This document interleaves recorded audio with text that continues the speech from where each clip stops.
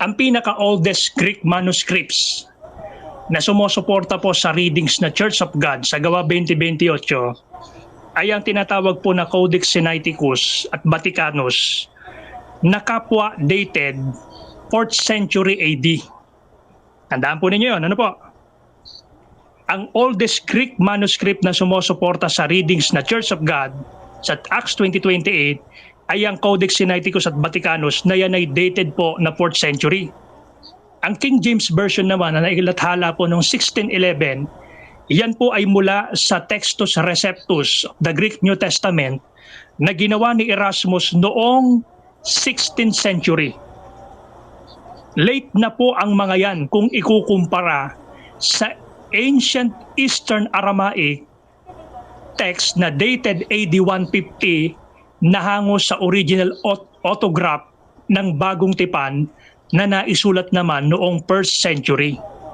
At ang nakasulat po sa ancient Aramaic text ay Church of Christ at hindi Church of God. Kaya tandaan po ninyo yan. Ano po? Late na po yung mga pinaka-oldest na Greek manuscript na yan. 4th century lang naglitawan yan. Wala na po silang may pakikitang pinaka-mas matanda pa yan na Greek manuscript sa 4th century na naglalaman ng Gawa 2028 ng reading sa Church of God. Wala na po. At ang nakasulat sa ancient Aramaic text, tandaan po ninyo, dated 2nd century, Church of Christ. Pakikita po namin sa inyo ang chronological order ng mga manuskrito. Sa aklat na pinamagatang The English Translation of the Bible, pakita natin bro. Ayan. The Translations of the English Bible by A.C. Brown, isang Bible scholar. Ganito mababasa po natin. Sige po, yung kasunod. Ayan. Mapapansin po ninyo, from 2nd century, umiral na po ang Syriac Peshitta.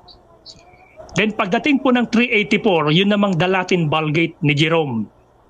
Doon po sa page 11, mapapansin nyo, page 10 po yan, po. Ayan o, 2nd century, Syriac Peshitta. Pagdating po sa page 11, makikita nyo, ayun pa lang, yung Codex Sinaiticus sa Vaticanus 4th century. Late na po yan, kung ikukumpara sa 2nd century na Aramaic text na nakasulat, Iglesia ni Cristo. Mas malapit ang readings na Church of Christ kaysa sa Church of God doon sa original autograph ng mga apostol na naisulat noong 1st century.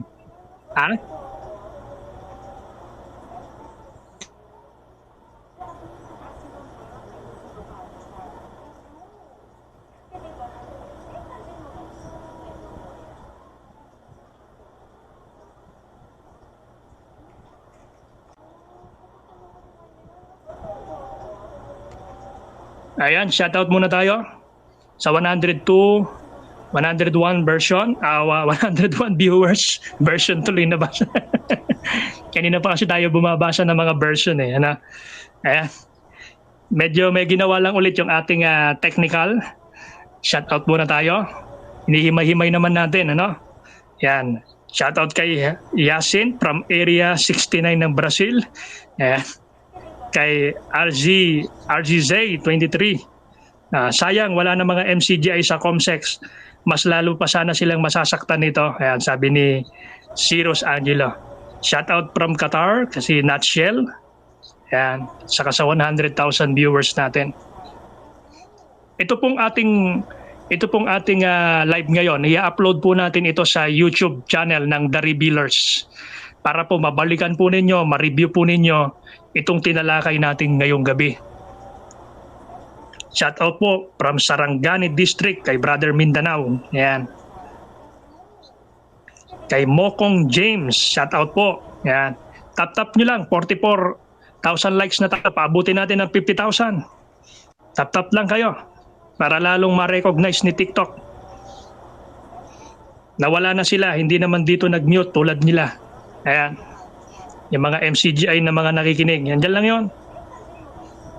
Kumukuha ng puntos na akala nila makakatulong sa kanila. Kaya lang, hindi naman nila kayang tutulan itong mga katotohanang inilabas natin. Sabi ni James D., pinakamalupit na stand ni Elipin, yung revision daw ay original. Yan. Yan. Shout out kay Sister Lian Mendoza, ayan, from Hong Kong. Kay Binil Lames, ayan, kay Brother Akuto, Jensan District. Ayan, kay Kuya Pogi, ayan, pa-shout out. Ayan, magandang gabi po, Kuya Pogi. Salamat po sa panonood. Ayan, kay Brother Zidan, shout out sa inyo. At ang Kaboris po, sabi ni Yusef Caleb, pinakamalupit na gamit ni Elipin. Mamaya, tatalakayin natin yan, nililitaw natin. Ano ba talaga yung nandyan sa Kaborix? Okay, balikan natin. Pakita natin ulit yung chronological order ng mga versions. Na po? Gaya ng tinatalakay po natin. Balikan natin yung sa the English translation of the Bible. Ayan, mapapansin po ninyo, from 2nd century, umiiral na po yung Syriac Peshitta. Nakasulat po doon, tandaan niyo, Church of Christ, Acts 20:28. Then yung kay yung Latin Vulgate ni Jerome, lumitaw naman yan ng 384. Then noong 4th century, doon pa lang po lumitaw yung Codex Sinaiticus at Codex Vaticanus, na yan nga ang sumusuport sa readings ng Acts 20:28 na Church of God. Kaya late na po yung mga Greek manuscript na yan. Dahil tandaan po natin, ang original autograph ng Bagong Tipan, 1st century na isulat. Ngayon, ito na ang magandang tanong. Ito, marahil tinatanong din ito ng marami. Pakita natin yung tanong, Brother Medan. Nandyan yata, meron yata dyan. Yung kasunod nating slide. Yan. Bakit nagkaroon sa mga Greek, sumobra bro. Yan. Bakit nagkaroon sa mga Greek manuscript ng Church of God sa Gawa 20:28, na tandaan po ninyo, 4th century. I-reveal na natin, kaya nga tayo the revealers eh. Ayan, pakinggan po ninyo ang aklat na pinamagatang The New Testament Origin sa page 93. Ito pong mababasa natin. Ete, Damashika. Damshika. Yan po yung Aramaic word ng Church of Christ. Ete Damshika, the Church of Christ in Acts 20:28 is changed to Ecclesian Toteo, the Church of God. It reads the Church of God which he has purchased with his own blood. The Eastern text reads the Church of Christ which he has purchased with his blood. The apostles, being Semites could not have thought of God as having blood. In Acts 20:28, the Monophysite Peshitta reads the Church of God which he had purchased with his blood, while the ancient Peshitta reads to feed the Church of Christ. The term God was used only after the adoption of the Nicene Creed of AD 325, that was 4th century. The Monophysites denied the humanity of Christ and changed the term Meshika or Christ to Allaha, God.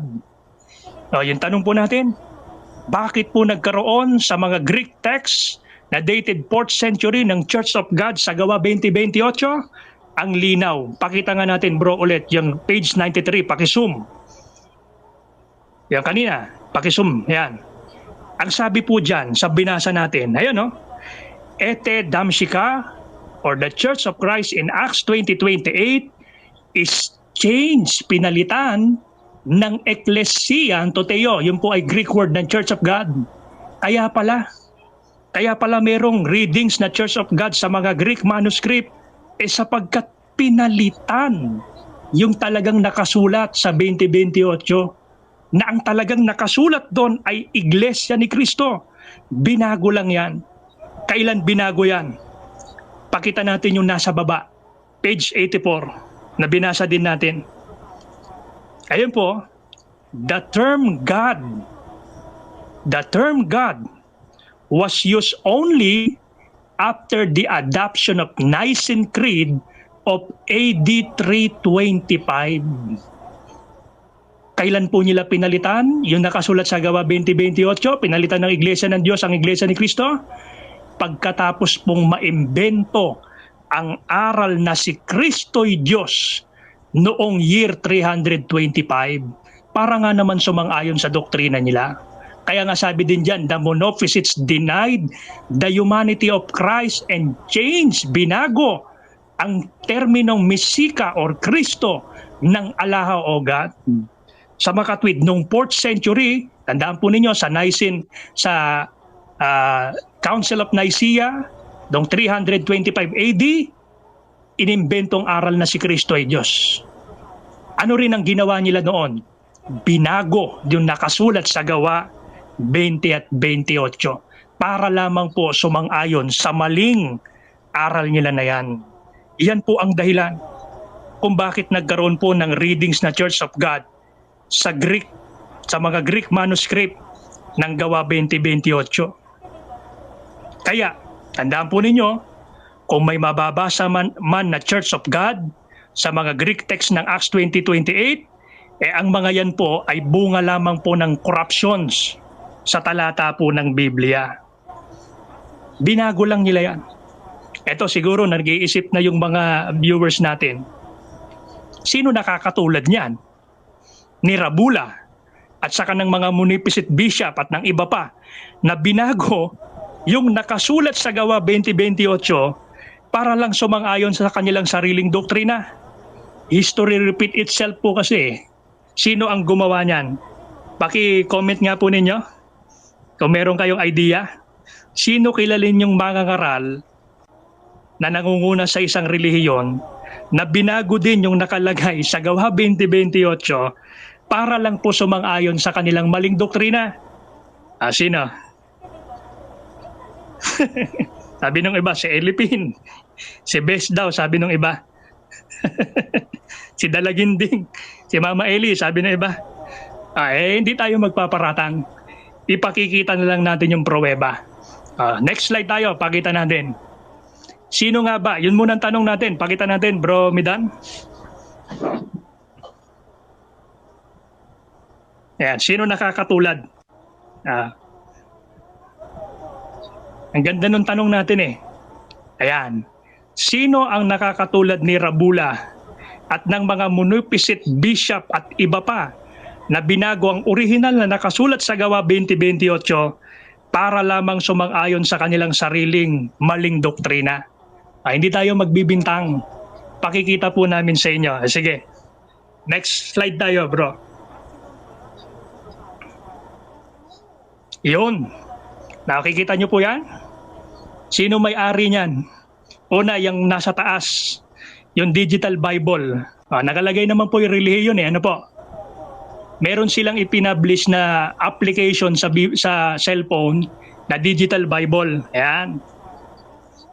Pagka pinuntahan po ninyo yung ang dating Biblia sa apps po nila na yan, ayan, sige, pakita natin, Bro Nidan. Ang dating Biblia 1905 daw. Ayan. Kaya binilugan natin eh.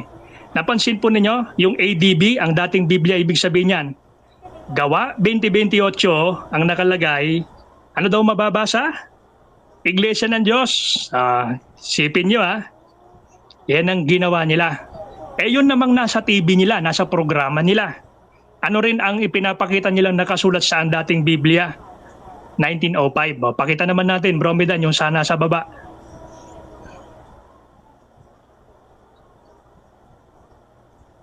Pakita natin nasa baba. Binago dun eh. Ayun alam niyo kung kaninong programa yan. Ano po?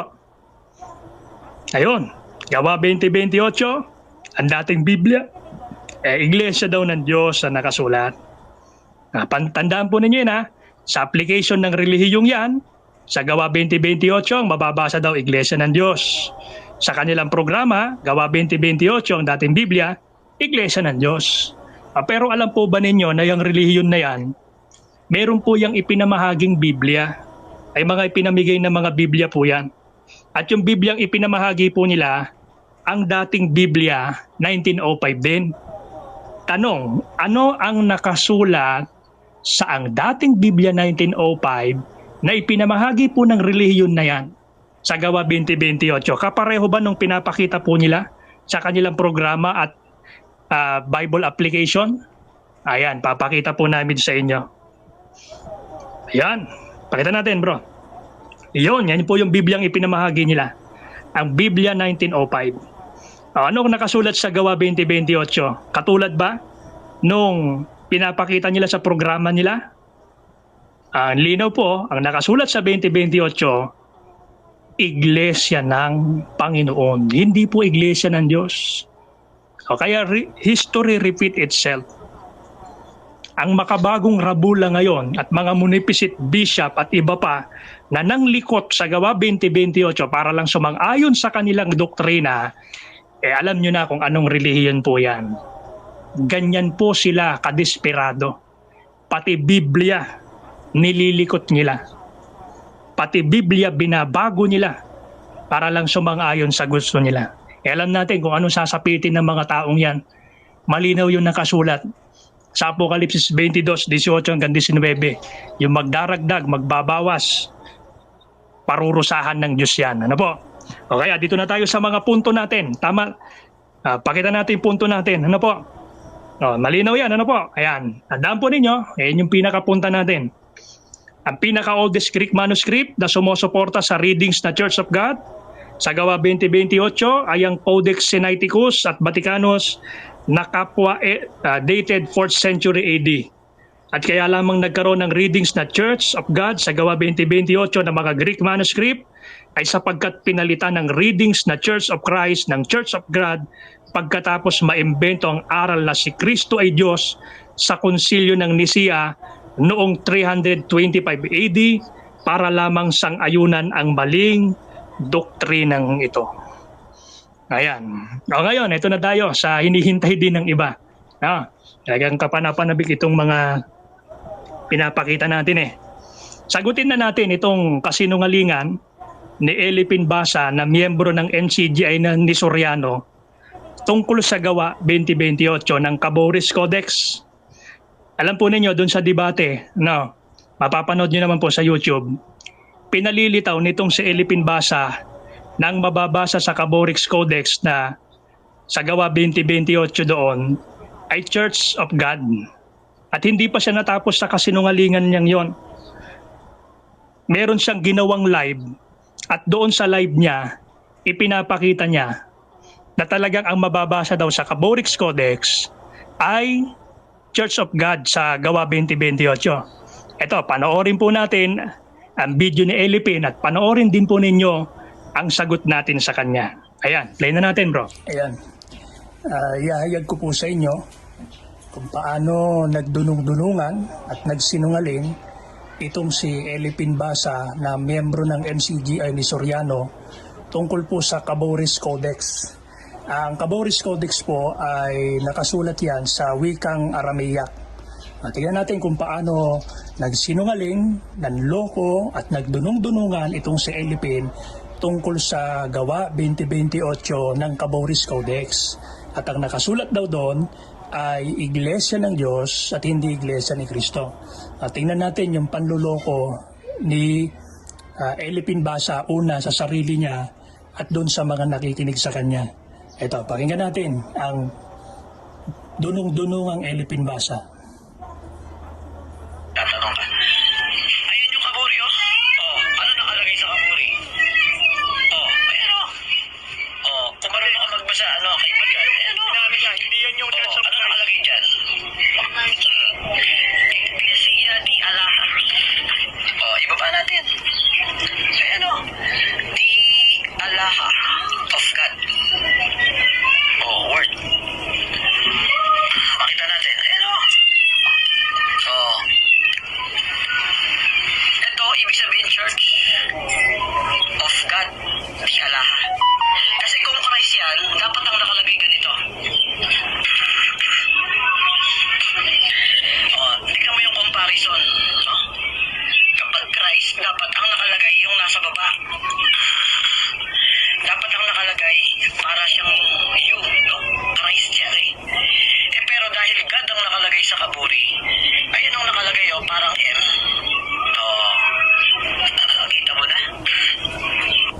Ayun. Nakita natin kung paano pinaliwanagan ni Elipin Basa yung pinapakita niya sa ating Caboris Codex sa wikang Aramaic na ang nakasulat daw doon ay Church of God. Kaya nga hinighlightan pa niya yung pinapakita niya. No? Ayan, papakita natin ulit. Yan. Sabi ni Elipin Basa, ang basa daw dyan, no? Dunong-dunungan lang eh. Ecclesia de Elaha. Yung wikang Ecclesia, Greek po yun, hindi yun Aramaic. Bakit binasa niyang Ecclesia yan? At yan pong talatang yan, o yung word na yan na pinapakita niya na yan, hindi po yan Church of God. Ang katumbas po niyan sa wikang Aramaic, na po, ang basa diyan ay Sebyane de Alaha, na sa English, the will of God. At yan po ay hindi sa verse 2028. Yan po ay nasa dulo ng verse 27. Ano katunayan? Daw, pakikita natin. Meron din tayong Caboris Codex. Kala ni Elipin siya lang. Ano? Kaya dunong-dunungan lang si Elipin eh. Sipin nyo, sinasabi niya Church of God yan. Yun na ay dulo ng verse 27. Asan yung Acts 20:28? Ito po, yung may highlights na pula. At ang nakasulat dyan, ang basa dyan, Ede de Mexica or Church of Christ. Kaya ang mababasa sa Caboris Codex ng Acts 20:28, Church of Christ, Iglesia ni Cristo at hindi Iglesia ng Diyos. Kaya itong si Elipin Basa, nagsisinungaling talaga at dunong-dunungan lang eh. Sipin nyo, sinasabi niya, yan daw yung Church of God. Yan po ay verse 27. At ang basa diyan, the will of God, Sebyane de Alaha, hindi Church of God. Ano pa katunayan? Ito, pakikita po natin. Puntahan po natin sa online. Ayan. Acts 20:27. Yung bandang dulo. Ayan o. Napansin po nyo? Kaparehong-kapareho yan na pinapakita ni Elipin na word. Ayan o. Kaya hindi po yan Church of God.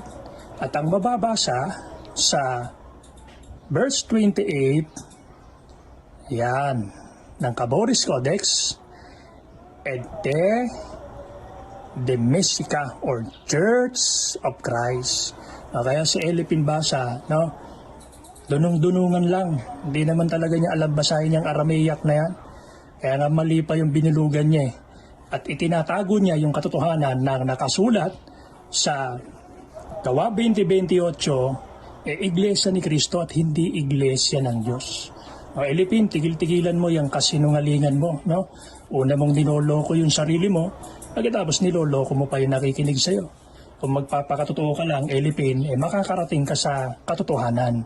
Kaya tigilan mo yan, yung kasinungalingan mo. Yun lang.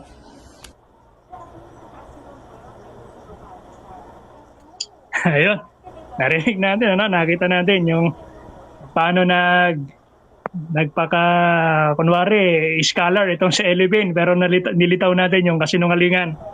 Ito pa, mayroon pa siyang isang kasinungalingan na i-reveal din natin ngayon. Kaya nga the revealers tayo eh. Tungkol pa rin dyan sa pagsisinungaling niya sa Gawa 20:28 ng Caboris Codex na ang mababasa daw talaga doon, Iglesia ng Diyos. Ito, play natin yung kanyang pangalawang kasinungalingan. Yung clip number 2. Ito po yung clip number 2 ng video ni Elipin para ihayag natin yung kanyang patuloy na pagsisinungaling tungkol sa Acts 20:28 ng Caboris Codex daw.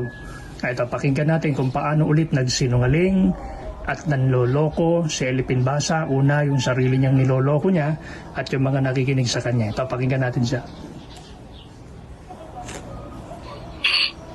Search engine talaga yan.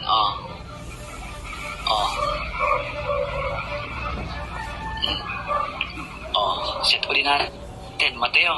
Mateo ha. Lalagay ko sa gawa. Lagay natin sa gawa. 20. Yan, nasa 20 na, no? 20 na. Pindutin natin to. Pindutin natin yung Kaburi. Kaburi yan, ha? Kaburi. Punta tayo sa, di ba Eastern kami, Peshito? Punta tayo sa Eastern. Partida na. Partida na. Ayan, Eastern na.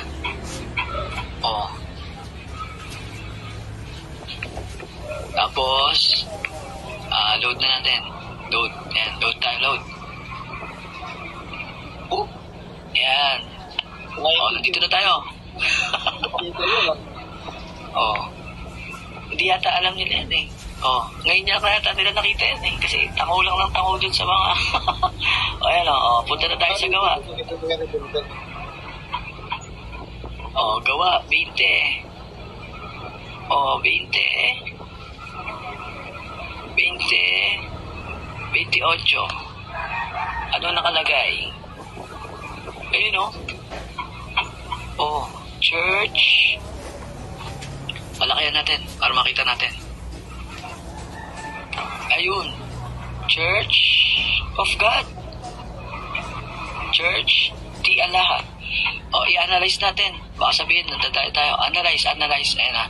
Pindutin ko to may nag-analyze. Baka sabihin, nandadaya tayo. Bakit na, palaki natin. Baka sabihin, nandadaya tayo. Ayan. Punta tayo doon. Ano yung kaganina? Ayun, Church di Allah. Church. Ano nakalagay dyan? Of God. God pala nakalagay. Diba? Tapos sasabihin, God to. May kita ka bang Christ dyan? Ang liwanag eh. Tapos iakit natin. Ayun. Basta yun yung analysis. Ayun. Tapos sasabihin ng iba, dinoktor ko daw. Ito, live search engine to eh. 2020. Live search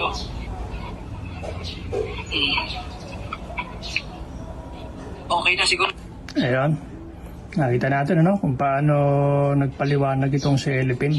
Ilitaw na natin yung kanyang kasinungalingan. Ulitin natin yung kanyang doon sa una na pinapakita niya tungkol sa live search engine ng Peshitta New Testament. Ayan. Papansinin po ninyo, napakita ko po sa inyo. Diyan makikita ninyo, una ikiklik niya dyan yung Book of Acts. Ayan.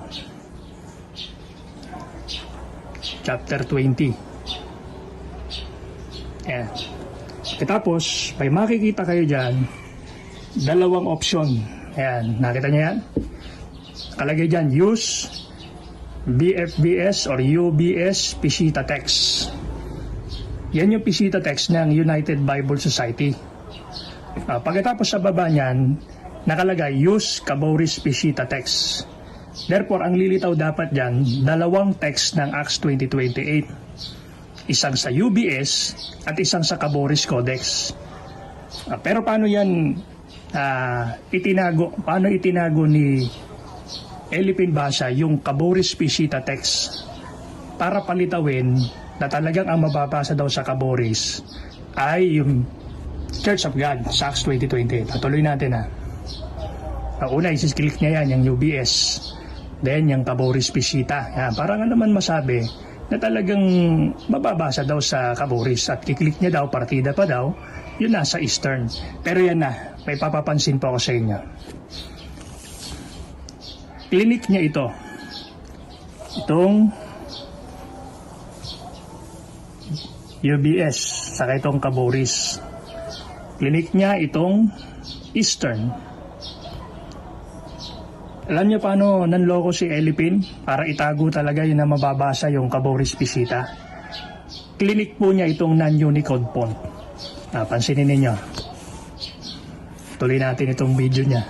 Kiklik niya yan. Yung non-Unicode font na yan. Yan, kiklik niya yan. Tingnan niyo Uli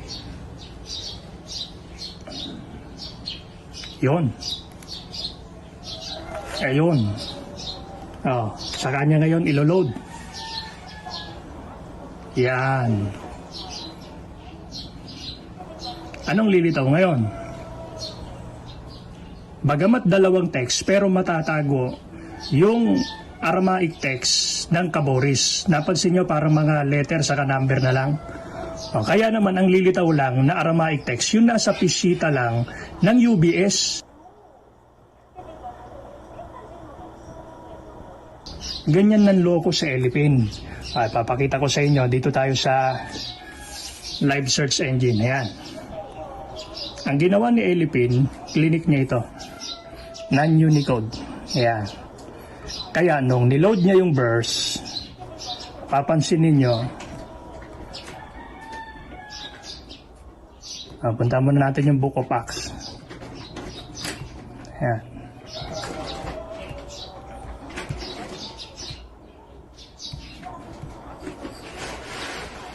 Ayan. Load natin. Load verse. Yun. Napapansin ninyo, dalawang acts ang lumalabas dyan. Ito yung sa UBS, na Peshitta, ito yung sa Caboris. Pagka hindi natin clinic itong non-Unicode font sa Caboris text, tingnan nyo kung anong lilitaw.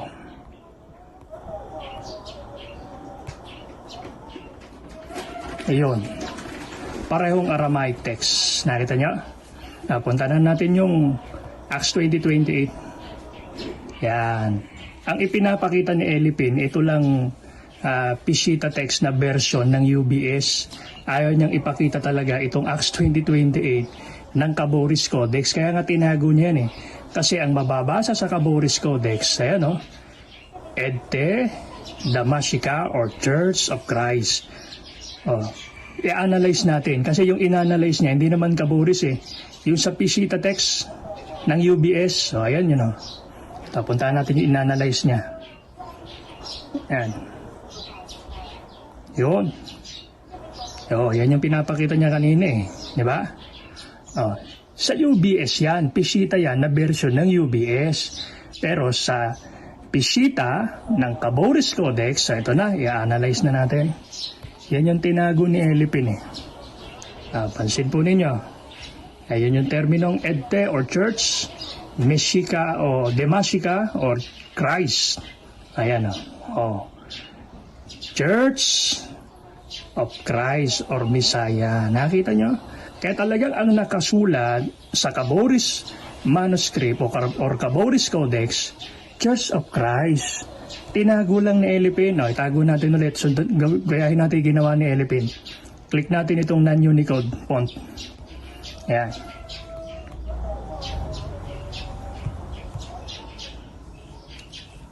Ang matitira na lang dyan, yung UBS na Peshitta. Ayan o. Napansin niyo?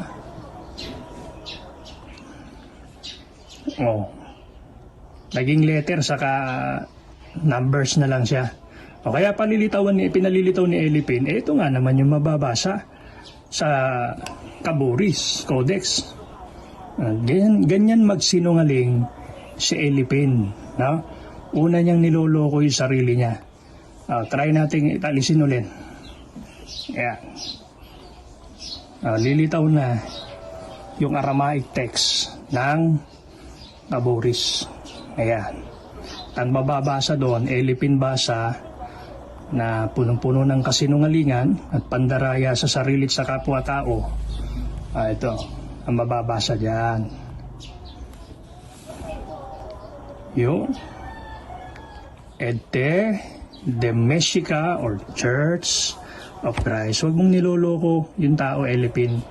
Tumigil-tigil ka na sa kasinungalingan mong yan.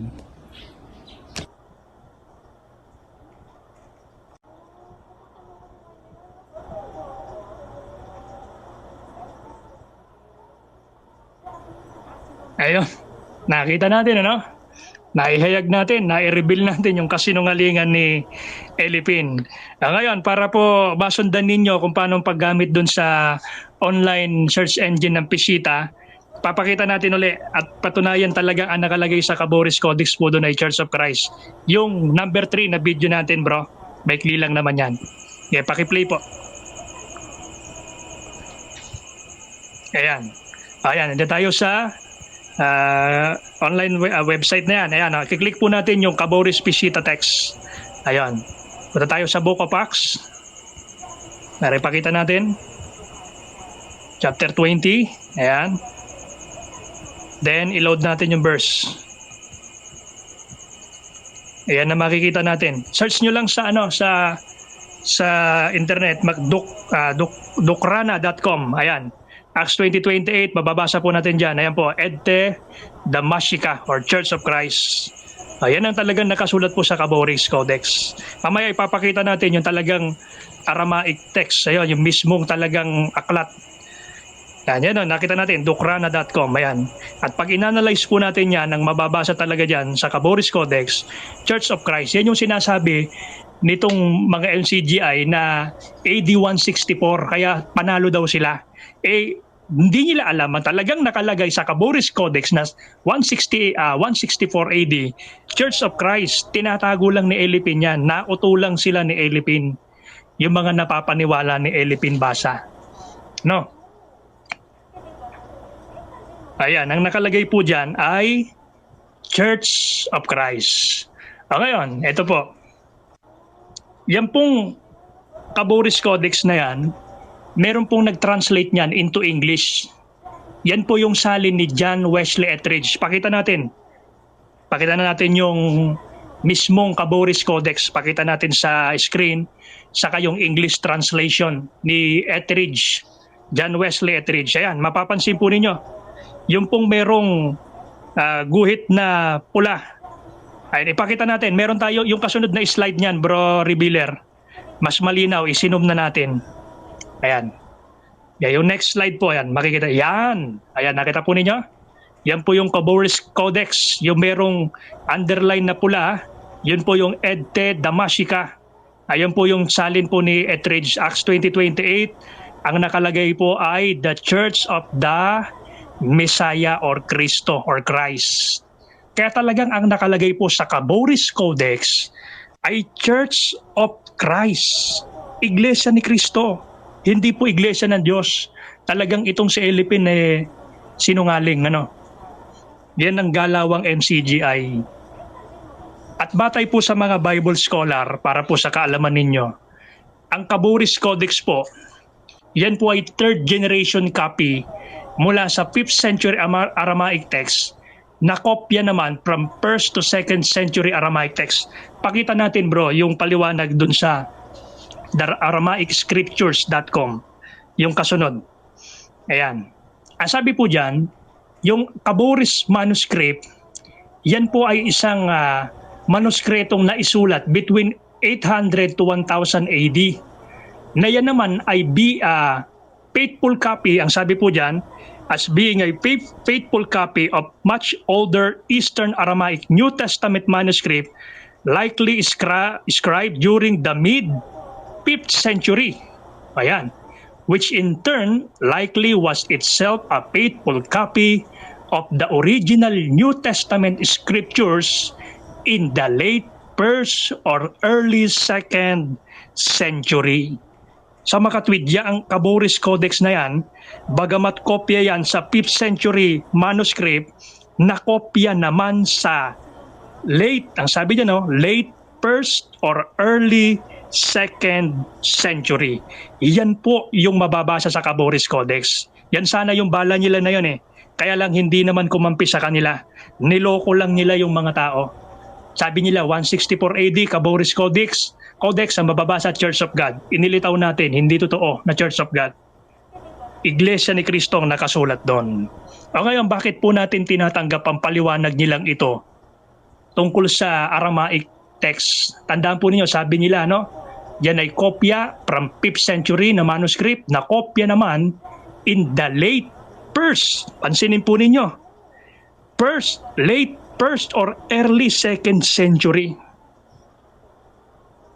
Sa mga huling bahagi pala ng unang siglo, meron ng Aramaic scripture.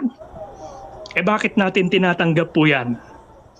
Meron pong aklat na isinulat itong si Joseph Simonius Asimanus na pinamagatang Bibliotheca Orientalis. Na ito pong aklat na ito ay sa wikang Latin at wikang Aramaic na ganito ang mababasa po natin. Ayan po yung aklat to. Bibliotheca Orientalis. Ayan. Sa page 468, may papapansin po kami sa inyo. Yung may nakaguhit na pula. Ang nakalagay po dyan, Shiripti 78. Ano po ibig sabihin yan? O, i-translate na po natin. Yung next slide po natin. Yan, next slide po tayo. Ano pong sinasabi sa aklat na yan? Tungkol po sa Syriac manuscript. Ayan. At Edessa was a written gospel, ancient but still legible. Not a single iota was erased, and it could be more easily be read than many modern books. But by reason of its great age, the first 10 leaves have been lost. At the end was the following subscription. This sacred book, yun anyang Aramaic text, na po, Aramaic Eastern manuscript. This sacred book was finished on Wednesday, the 18th day of the first month Conon, December in the year 389 of Greeks, that is 78 AD. Napansin po ninyo, first century, meron ng Aramaic manuscript. 78 AD. Meron na pong Aramaic text ng bagong tipan na kopya na. At ang nakalagay nga doon, sa Acts 20:28, Iglesia ni Cristo. Pakita natin bro, yan pinakahuling slide na natin. Yan ang mababasa sa Aramaic text. Ayan o. Ete Damasica, Iglesia ni Cristo. Kaya napatunayan natin mula sa Biblia at mga patutuon ng mga Bible scholar, maging sa matatandang manuskrito ng bagong tipan na nakasulat po sa Gawa 20:28 na siyang tunay na pangalan ng tunay na iglesyang maliligtas, Iglesia ni Cristo. At gaano po kahalagang sampalatayanan ang pangalan ng ating Panginoong Jesucristo? Ang sabi po dyan sa unang 1:5-13, ang mga bagay na ito ay sinulat ko sa inyo upang inyong maalaman na kayo'y mayroong buhay na walang hanggan sa makatwid ay sa inyong nananampalataya sa pangalan ng anak ng Diyos. Ganyan po kahalaga na sampalatayanan ang pangalan ng anak ng Diyos o ng Panginoong Jesucristo. Yan po ang ikapagtatamo natin ng buhay na walang hanggan. Kaya nagtataka tayo sa mga kaibayo natin sa pananampalataya. Hindi nila mabigkas yung pangalang Iglesia ni Cristo. Hindi nila mabanggit, ayaw nilang mabanggit yung terminong Iglesia ni Cristo. Samantalang napakahalaga pa naman po niyan. Yan ang pangalang ibinigay ng Diyos sa ikaliligtas. Yan ang pangalan na ibinigay ng Diyos sa mga tao para itawag sa mga hinirang niya. Na yan ang ikakikilala ng mga maliligtas. Kaya sampalatayanan po natin at nailitaw natin ngayong gabi, tama ang Iglesia ni Cristo sa paninindigan na ang mababasa sa Gawa 20:28 na siyang pangalan ng tunay na Iglesia, Iglesia ni Cristo. Yan, salamat po. Nagmarami sa inyo na.